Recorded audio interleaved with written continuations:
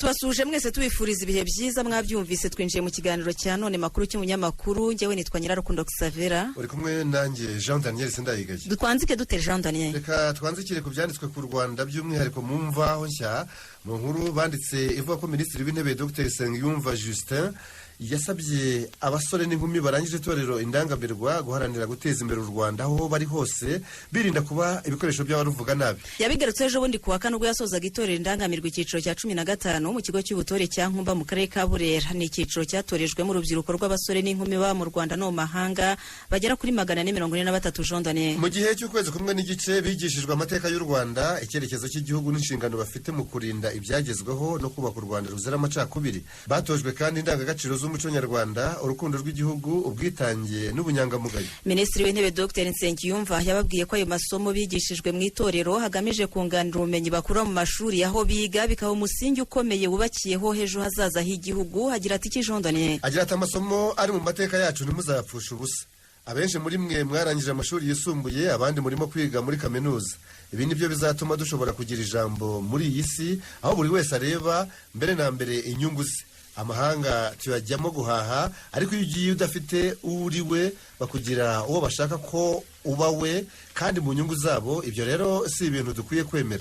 Ati ibyo si ibintu dukwiye kwemera. Yavuze kandi ko mu bihugu byo hanze y'u Rwanda hari abakwirakwiza ibinyoma baharabika igihugu, bityo ko amasomo bize hakwiye kubabera intwaro bazifashisha bavuguruza bene abo ngabo. Aha niho yagize ati abasebye u Rwanda muzabavuguruze, muzabatsindisha ukuri. Indangamirwa by'umwihariko mugomba gutanga isura nziza y'u Rwanda aho muzaba muri hose, mukaba abaranga beza. Aho muzajya hose mugomba kugendana u Rwanda ku mutima, muzirikana indangagaciro nyarwanda no guterwa ishema no kuba umunyarwanda. Minisitiri w'Intebe yabwiye urwo rubyiruko ko kugira ngo babigereho neza bakwiye gutsinda ingeso mbi zirimo kwiyandarika, gukoresha ibiyobyabwenge n'ubusinzi.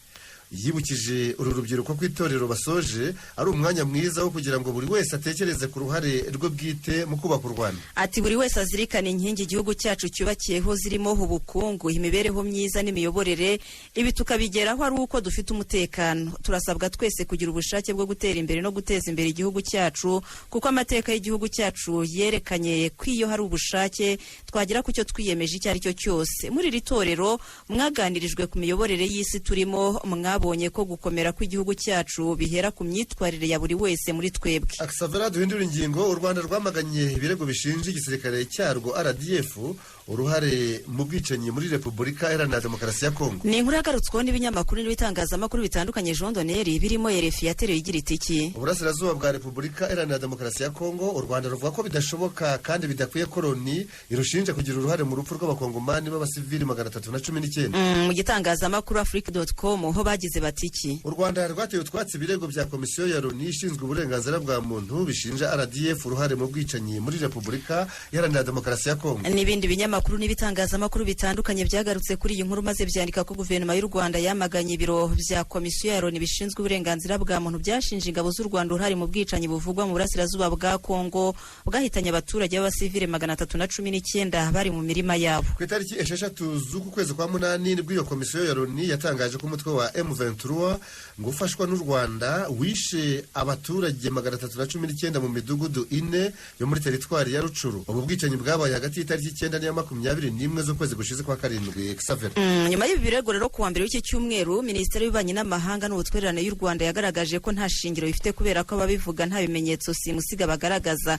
Iyi minisiteri kandi yavuze ko ibi binatuma icyizere iyo komisiyo ya Loni ifitiwe gishidikanywaho, hakanibazwa uburyo ishakishamo amakuru itangaza. Ikagira iti gushyira RDF muri ibi birego hashingiwe ku mpamvu zitumvikana ntabwo bikwiye kandi bituma icyizere cya komisiyo ya Loni y'uburenganzira bwa muntu n'uburyo ikoresha bishidikanywaho. Xavera, umuvugizi wa M23 mu rwego rwa gisirikare ari we Colonel Wiringoma nawe yamaganye ibi birego agira ati nta nubwo dushobora kubaga inkoko cyangwa se ihene y'umunyekongo. Turi ingabo z'abaturage kandi nibo dukorera. Ubuzima bw'umuturage turabwubaha, tumena amaraso yacu kugira ngo dutabare tunarinda aba baturage. Xavera, tukiri muri uwo mujyi w'umutekano mu karere, reka dusubize amaso mu gitangazamakuru RFI mu nkuru bahaye umutwe ugira uti utuburasirazuba bwa Repubulika ya Demokarasi ya Kongo kurandura umutwe wa FDLR bikomeje guhangwa amaso nyuma y'iminsi 50 hasinywa amasezerano y'amahoro ya Washington DC.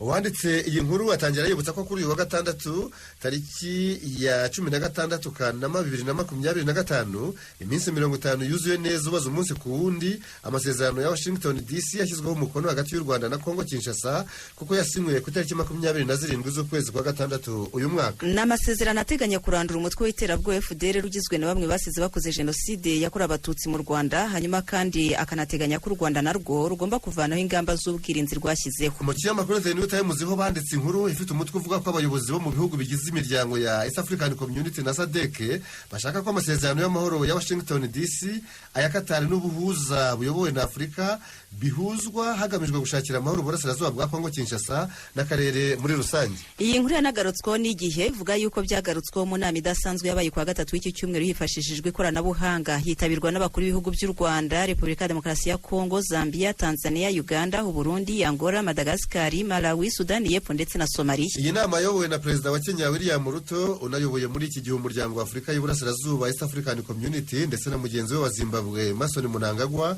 na uyoboye muri iki gihe umuryango w'ubukungu bw'ibihugu bya Afrika y'Amajyepfo SADC yashimiye abakuru b'ibihugu by'u Rwanda na Repubulika Iharanira Demokarasi ya Kongo kuba barahisemo inzira y'ibiganiro mu gushakira umuti ibibazo by'umutekano muke binyuze mu masezerano y'amahoro yasinyiwe i Washington DC mu kwezi kwa gatandatu uyu mwaka.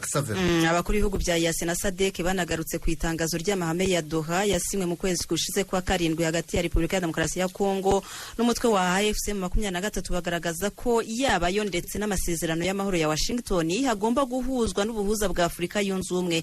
Itangazo ryasuye nyuma y'inama rikagira riti kijondaniye rikagira riti bishimiye ibikorwa biri gukorwa binyuze mu masezerano ya Washington 2025 n'itangazo ry'amahame rya Doha 2025 basaba ko byahuzwa n'inzira y'ubuhuza buyobowe n'abanyafurika. Abakuru b'ibihugu by'iyo miryango yombi kandi bongereye Mokogwetsi Masisi wayoboye Botswana mu bahuza bane bari barashyizweho n'iyo miryango. Abari basanzwe ni bande? Ni Olusegun Obasanjo wayoboye Nigeria, Uhuru Kenyatta wayoboye Kenya, Catherine Samba-Panza wayoboye Central Africa na Saleh Wake Zewde wayoboye Ethiopia. Bafashe kandi umwanzuro wo guhuza inyandiko zigenga imikorere y'umuhuza wa Afrika yunze ubumwe n'abashyizweho na EAC SADC, hakanajyaho ubunyamabanga buhuriweho buzajya butegura gahunda y'ibiganiro by'amahoro bukazayoborwa na Komisiyo ya Afrika yunze ubumwe. Akisavira twongere kandi duhindura ingingo mwumva nshya batiki bati shampiyona y'isi y'amagare amashuri Kigali azafungwa abakozi bakorere mu ngo. N'ibinyamakuru n'ibitangazamakuru bindi birimo Igihe, Iseka News,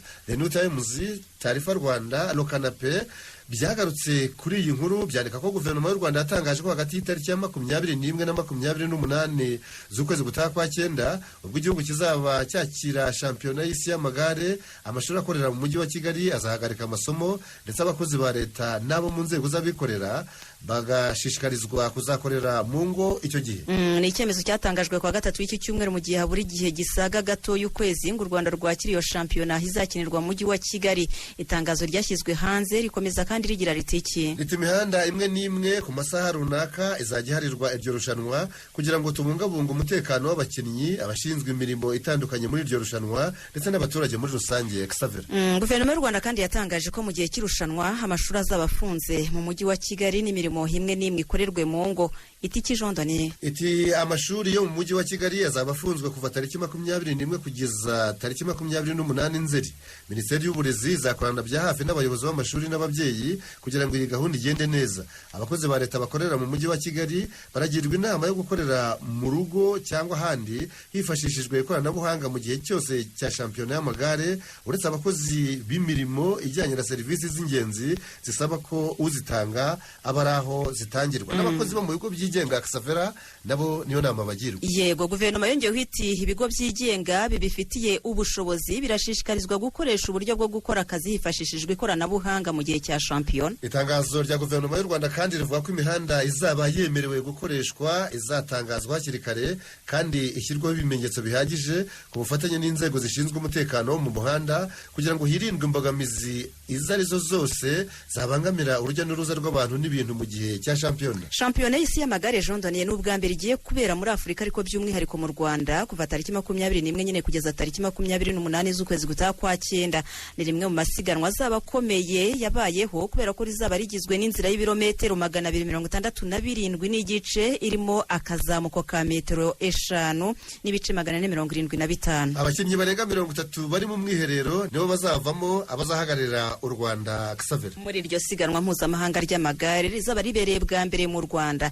Ibinyamakuru byo muri iki cyumweru kandi Jean Daniel byagarutse ku rupfu rwa Dr. Aissa Kirabo Kakira witabye Imana ku wa kabiri w'iki cyumweru hazize uburwayi yari amaranye igihe. Ibyo birimo The New Times, Shinwa Net, Chimp Reports, Kigali Today, Umuseke, Imvaho Nshya n'ibindi. Xavera aho byanditse ko Dr. Aissa Kirabo Kakira wari ufite imyaka 61 y'amavuko yari umuyobozi mukuru w'ibiro by'umuryango w'abibumbye bishinzwe inkunga muri Somalia. Itangazo ryahise risohorwa n'ibiro bya perezida wa Somalia ryagaragaje ko perezida wa Somalia yababajwe cyane n'urupfu rwa Dr. Aissa Kirabo Kakira, avuga ko yari umuyobozi witanze cyane hakanagira uruhare rukomeye mu guteza imbere Somalia. Iryo tangazo ryaturutse mu biro by'umukuru w'igihugu cya Somalia rikagira riti nyakubahwa perezida Hassan Sheikh Mohamud yihanganishije byimaze y'u Rwanda n'umuryango wa Dr. Aissa Kirabo Kakira wari umuyobozi mukuru w'ibiro by'umuryango w'abibumbye bishinzwe inkunga muri Somalia.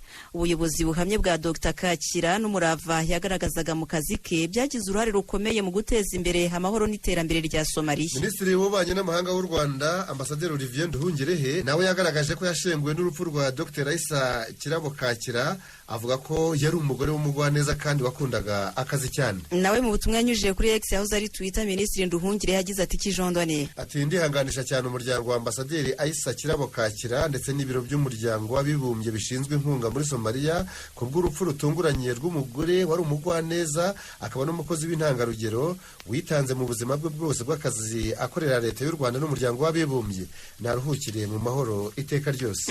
Umunyamabanga mukuru wungirije wa Loni Amina Mohamed we yavuze ko yababajwe cyane no kubura uwo yise umuvandimwe we Kakira, umukozi witangiraga akazi ke kandi agashyigikira ububanyi n'amahanga n'iterambere. Umuyobozi mukuru w'ibiro bya perezida wa komisiyo y'umuryango wa Afurika yunze ubumwe Suef Mohamed El Amine nawe yatangaje ko yababajwe n'inkuru y'urupfu rwa Dr. Aissa Kirabo Kakira. Ati tubabajwe cyane no kubura nyakubahwa Dr. Aissa Kirabo Kakira, yari umuntu ukunda bagenzi be, yahariye ubuzima bwe kubaka ibiraro bihuza abantu kuva i Kigali kugera mu muryango w'abibumbye. Nk'igitangazamakuru Igihe cyo kibukije ko Dr. Aissa Kirabo Kakira yigeze kuvuga akiri muri iyi si ati ubutumwa bwanjye mu buzima ntabwo bwibanda cyane ku kwikorera kurusha guharanira impinduka ku bantu nkorera. Dr. Aissa Kirabo Kakira yabaye umudepite mu nteko ishinga amategeko y'u Rwanda hari kuva muri 2003 kugeza muri 2006. Yabaye kandi umuyobozi w'umujyi wa Kigali kuva muri 2006 kugeza muri 2011 ubwo yagirwaga guverineri w'intara y'Iburasirazuba mara igihe gitoya kuri uwo mwanya. Bigeze muri 2008 ubwo yabaye ikijondane. Xavera muri uwo mwaka wa 2008 ubwo yari meya w'umujyi wa Kigali yahawe ishimwe n'ishami ry'umuryango w'abibumbye rishinzwe imiturire kubwo kugira uyu mujyi wa Kigali icyitegererezo mu isuku, ituze ndetse n'iterambere rirambye. Kuva muri 2011 kugeza muri 2018 Kakira yabaye umuyobozi nshingwabikorwa wungirije w'ishami ry'umuryango w'abibumbye rishinzwe imiturire, aba umuyobozi ushinzwe imishinga muri Minisiteri y'Ubuhinzi n'Ubworozi, anakorera mu miryango mpuzamahanga irimo Oxfam ndetse na Care International. Muri 2020 Dr. Aissa Kirabo Kakira yagizwe ambasaderi w'u Rwanda muri Ghana, anaruhagararira muri Benin, Togo, Sierra Leone, Cote d'Ivoire na Liberia. Naho kuva muri 2023 umunyamabanga mukuru w'umuryango w'abibumbye Antonio Guterres yagize Kakira umuyobozi w'ibiro by'uyu muryango bishinzwe inkunga muri Somalia. Dr. Aissa Kirabo Kakira naruhukire mu mahoro y'iteka ryose. Turacyabasomera ibyasohotse mu binyamakuru n'ibitangazamakuru bitandukanye, twerekeze ku byanditswe hanze y'u Rwanda duhereye kuri inkuru ya BBC Afrique ivuga ku gikorwa cya buri munsi gishobora kugaragaza imyaka y'ubwonko bwanyu. Iyi nkuru iterura ivuga ko ubushakashatsi bwerekanye ko abantu bakora imyitozo ngororamubiri buri gihe bagira ubwonko bukomeza kumera neza mu gihe imyaka yabo yo ibigenda yiyongera, ndetse ngo ubwo bwonko bushobora no kugaragaza ibimenyetso byo gusaza butinze. Jean Daniel burya ngo umuvuduko ugenderaho ushobora gutanga amakuru akomeye ku kigero cy'isaza ry'ubwonko bwawe, nk'abagenda basodoka babandi mbese bavuga ko bagenda bikurura cyangwa se bomboka baba bafite ubwonko bugaragara nk'ubuto kandi bufite itandukaniro rikomeye mu miterere y'ingenzi. Ibi bishobora gusa nk'ibidafite akamaro ariko ku buryo ugenda uva aho uri ujya ahandi ngo bushobora kugaragaza byinshi ku mikorere y'umubiri n'ubwenge bwawe. Ubushakashatsi bwerekanye ko uburyo ugenda ujya ku isoko, mu busitani cyangwa ujya gutegera ku cyapa cy'aho bisi zihagarara bushobora gutuma hamenyekana ibyago by'uko ushobora kujya mu bitaro, gufatwa n'indwara y'umutima cyangwa no gupfa. Mu by'ukuri umuvuduko w'umuntu mu mitambukire ye ngo ushobora no kwifashishwa mu kumenya uko ubwonko bwe busaza mu mitekerereze. Isuzuma ry'umuvuduko wo kugenda rikoreshwa mu gupima imbaraga cyangwa se ubushobozi bw'umuntu nko gukora imirimo yo mu rugo ya buri munsi no gukomeza kwigenga. Rishobora kandi kugaragaza urwego rw'ubushobozi bwe n'uko ashobora kongera kugarura imbaraga nyuma yo gufatwa n'indwara y'iturika ry'udutsi two mu bwonko ibizwi nk'indwara ya... Nubwo ari ibisanzwe ko abantu bagenda bagabanya umuvuduko wabo iyo bari gusaza, kugabanuka cyane kwihuse nabyo ngo bishobora kugaragaza ko hari indi ndwara ikomeye iri kwitegura kwaduka mu mubiri w'uwo muntu. Ubushakashatsi bwakozwe na kaminuza ya Pittsburgh bwasuzumye ibyavuye mu bushakashatsi 9 bwakurikiranye abantu bakuru barenga 34,000 bafite imyaka 65 y'amavuko kuzamura, bakurikiranwe mu gihe cy'imyaka iri hagati y'6 na 21.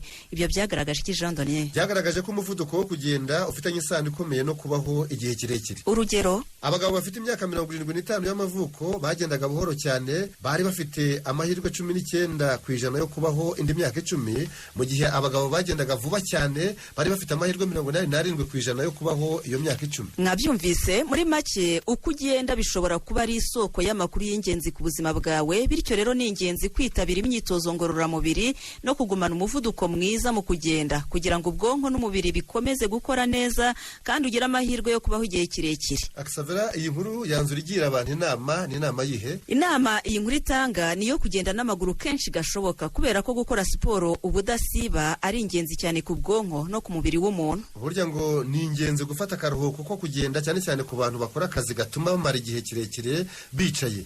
Ngo niyo byaba gusa gufata akaruhuko k'iminota 5 ujya mu bwiherero cyangwa se uzenguruka ikibanza cyaho utuye, ngo byibagize igihe kirekire ubu maze wicaye. Mwibuke ko na Minisiteri y'Ubuzima iherutse kubabwira ko kwicara umwanya munini udahaguruka ngo winyaganyeze cyangwa se ukore utugendo duto duto, ibyo ubwabyo ngo bingana no gutumagura itabi, kandi burya itabi ryangiza ubuzima bwa muntu.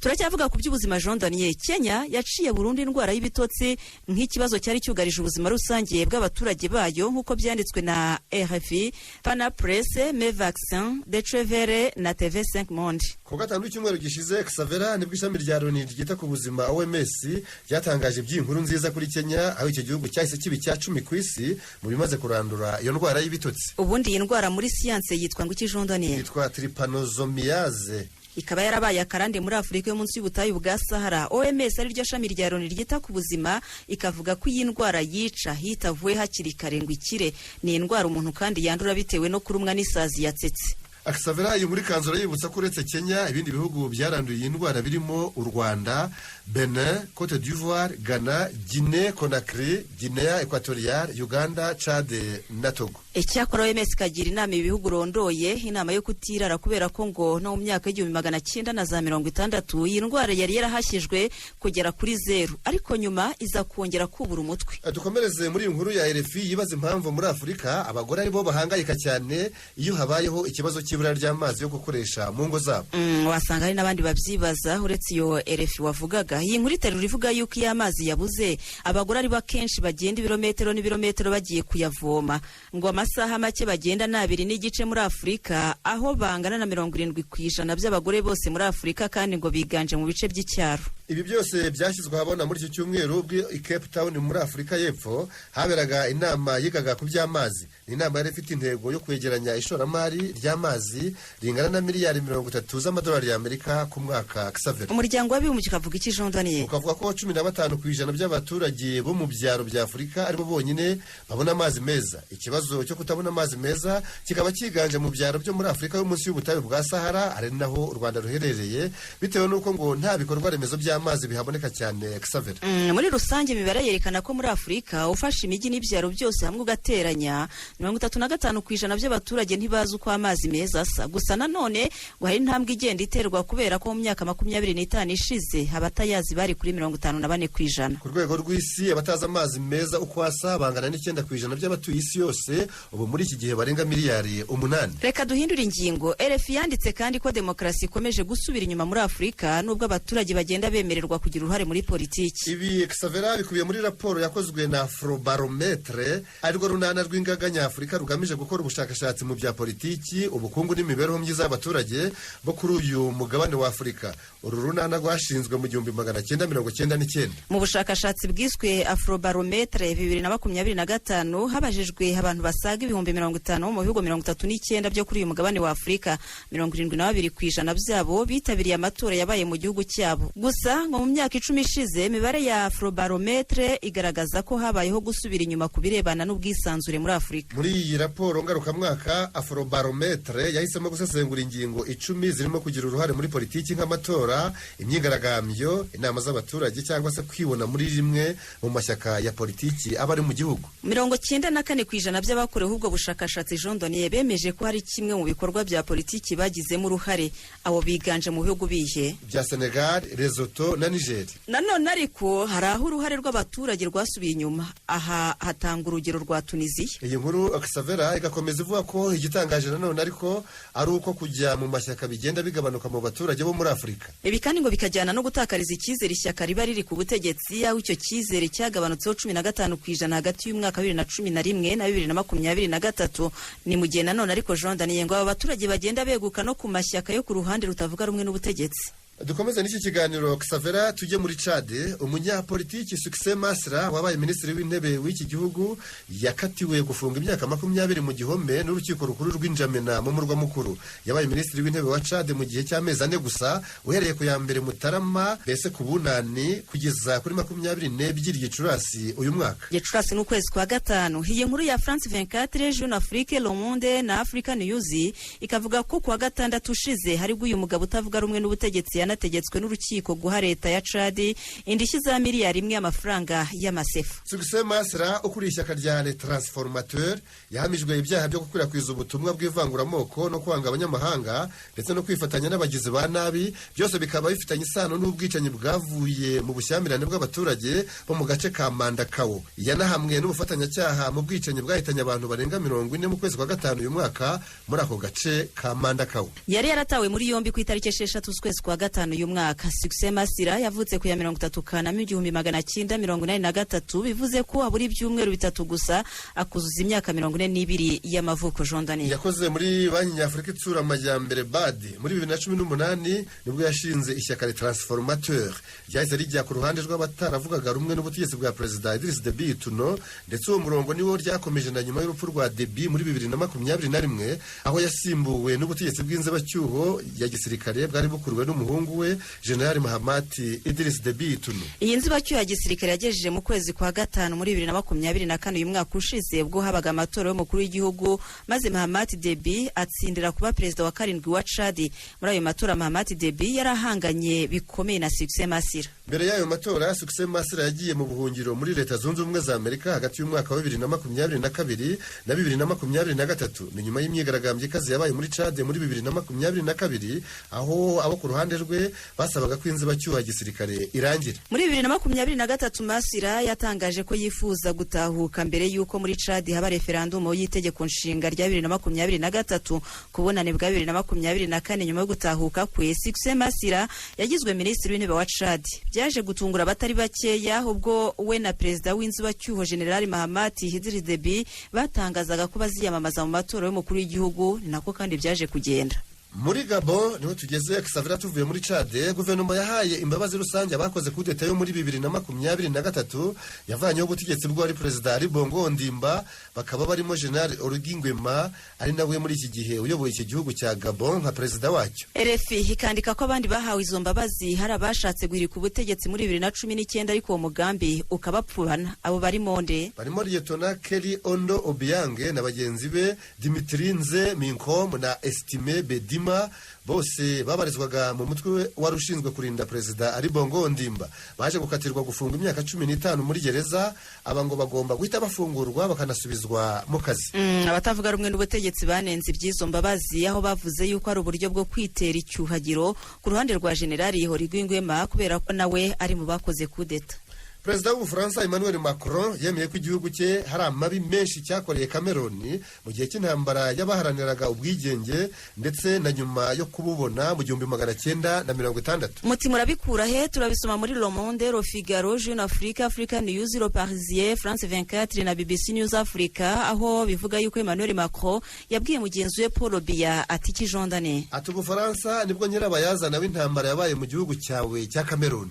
Ibi byose bikubiye muri raporo yakozwe na komisiyo ihuriweho n'abanyamateka b'abanyakameruni n'abafaransa yashyizweho na Perezida Macron habyumvikanyeho na Perezida Biya kugira ngo hisuzume uko Ubufaransa bwitwaye muri Cameroon hagati y'umwaka 1945 n'1971. Ibyuko Macron yemeye uruhare rw'Ubufaransa mu kaga Cameroon yahuye nako byashyizwe ku mugaragaro tariki 12 z'uku kwezi kwa munani, nubwo ibaruwa Macron yabyandikiyemo Paul Biya ariyo ku itariki 30 z'ukwezi gushize kwa karindwi. Presidansi y'Ubufaransa l'Elysée yishimiye intambwe icyo gihugu gikomeje gutera mu mibanire yacyo na Afurika, by'umwihariko mu kwemera uruhare rwacyo mu mateka y'umwijima yabaye kuri uyu mugabane. Jeune Afrique yanditse ko iyo raporo kuri Cameroon iri muri gahunda ya Meya Kulupa, ariyo politiki yo kwicuza ya Perezida Macron, ikaba ije kandi inakurikira n'izindi raporo zagaragaje imyitwarire idahwitse y'Ubufaransa mu Rwanda no muri Algeria. Reka ibyo tubireke ahubwo tubasomere n'iyi nkuru yindi ivuga ko igihugu cya Qatar kigiye kongera ishoramari ryacyo kuri uyu mugabane wa Afurika nk'uko bikubiye mu ruzinduko rwatangiwe muri iki cyumweru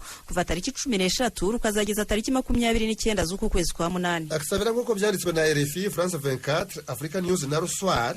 Uru ruzinduko rwaherewe i Kinshasa mu murwa mukuru wa Repubulika na Demokarasi ya Kongo, rukaba ruri gukorwa na Sheikh Al Mansour bin Jabor bin Jassim Al Thani, akaba ari mubyara w'umuyobozi w'ikirenga wa Qatar Tamim Ben Hamad Al Thani. Uyu mugabo nayobora ikigo cy'ishoramari cya Al Mansour yaje muri Afurika herekejwe n'abantu babarirwa muri 20. Uretse Repubulika ya Demokarasi ya Kongo, ahandi bagomba kunyura ni mu bihugu bya Tanzania, Burundi, Zambia, Botswana, Mozambique, Zimbabwe, Angola ndetse na Gabo. By'umwihariko RFI yanditse ko iri tsinda ritaje imbokoboko muri Afurika kubera ko mu ruhago rwe harimo miliyari 20 z'amadolari y'Amerika zizashorwa muri Repubulika Iharanira Demokarasi ya Kongo, naho mu bindi bihugu azasura buri kimwe yakigeneye ari hagati ya miliyari 5 na miliyoni 10 z'amadolari y'Amerika. Aya mafaranga ngo ni igishoro kigomba gushyirwa mu nzego zitandukanye, zirimo izihe Xavera? Zirimo transport nko kubaka ibibuga by'indege, mu bworozi, mu bucukuzi bw'amabuye y'agaciro, gusirimura imijyi, mu bikomoka kuri petroli, mu buzima no mu zindi nzego zijyanye n'ubucuruzi bwungukira impande zombi. Jondane, ikigo akuriye cya Al Mansour cyahawe akayabo ka miliyari 300 z'amadolari y'Amerika zivuye mu kigega cy'ishoramari cya Qatar, n'ishoramari rigenewe Afurika nazi. Mbere yuko twerekeza ku musozo w'ikiganiro dukubitire muri Centre Africa, ahanditswe ko amatora rusange yo muri icyo gihugu yashyizwe ku ya 28 z'ukwezi kwa 12 uyu mwaka. Ibinyamakuru birimo Corbo News, Centre Afrique, Africa News, News 24, BBC News Africa, Global Times n'ibindi bitangazamakuru binyuranye Xavera byanditse ko kuri uwo munsi hazaba amatora y'umukuru w'igihugu, ay'abadepite, ab'inzego z'ibanze ndetse n'ay'abayobozi b'imijyi. Abaturage barenga miliyoni 2 nibo bahamagarirwa kuzitabira ayo matora adasanzwe muri icyo gihugu cyo muri Afurika yo hagati. Amatora y'inzego z'ibanze yimuriwe kuri iyo tariki 28 Ukuboza kubera ko kuyakoresha byakomwe mu nkokora no kubura mikoro ndetse n'amariste y'itora atari yakanononsowe neza. Nayo matora ya mbere azabaye muri icyo gihugu kuva mu myaka isaga 40 ishize. Ayo ngaho nyine yo mu nzego z'ibanze. Perezida w'icyo gihugu Faustin Archange Touadera azongera kwiyamamaza muri ayo matora hatanira manda ya gatatu yikurikiranye. Reka twanzure ikiganiro cya none tucyanzure kuri inkuru idasanzwe y'umusore w'imyaka 24 y'amavuko w'umugande wihaniye mu rusengero akahasohoka ajya gufungwa. Ni inkuru dusoma mu binyamakuru n'ibitangazamakuru binyuranye birimo Uganda Observer, The Independent, Igihe, Umuryango ndetse n'ibindi Xavera, aho byanditse ko uwo musore witwa Clinton Mwesime yatawe muri yombi na polisi ya Uganda kuwa 6 ushize tariki 9 z'ukwezi kwa munani ubwo yihaniraga mu rusengero rwa Nakawa mu murwa mukuru Kampala. ko yiciye umukunzi we mu karere ka Kabare mu kwezi gushize kwa karindwi. Uyu musore wari usanzwe hakora ku kigo nderabuzima cya Hamurwa ya kane muri district ya Rubanda ngo yaratuye avuga ko ku itariki 30 z'ukwezi gushize kwa karindwi aribwo yajyanye n'umukunzi we Leonada Kobusinge w'imyaka 45 muri lodge yitwa Chiyazi muri Kabare bararanamo, ariko bukiye mu gitondo umukozi wo muri iryo cumbi aza gusanga umukobwa Kobusinge yapfuye, bigaragara ko yatewe ibyuma bine mu gatuza, icyuma n'agakoresho gapima mburugu biri ruhande rw'umurambo we. Umusore we ngo yari yahunze. Nyuma yo kuvuga atyo yasabye umushumba kumusengera, ariko undi aho kumurambikaho ibiganza ngo amusengere, uwo mushumba yahise ahamagaza polisi kugira ngo imukurikirane. Umuvugizi wa polisi mu ntara ya Kigezi Elimate yatangaje ko Mwesime yabanje gufungirwa kuri sitasiyo ya Jinja, nyuma kwa gatatu y'iki cyumweru aza kujyanwa i Kabare kubera ko hariho icyaha ashinjwa cyakorewe. Mwesime yemereye abashinzwe iperereza ko yishe Kobusinge nyuma yo kumenya ko atwite. Yavuze ko yamusabye ko akuramo inda, undi arabyanga, amubwira ko ahubwo bagomba gushakana bakarwubakana. Uyu musore yavuze ko yaratewe isoni n'uburyo ngo abantu bari kuzamenya ko yashakanye n'umukobwa umurusha imyaka 21 yose, kandi ko yarakajwe bikomeye no kumenya ko umukunzi we yari afite agakoko gatera sida. Ngayo nguko reka duhine dutyo tuzasubire ku gatandatu tutaha ku masaha nkaya Xavera. Nta yindi ntumwa kandi nari Nyirarukundo Xavera. Bari kumwe nanjye Jean Daniel Sindayigaya. Nimukomeze mugire ibihe byiza. Ciao ciao.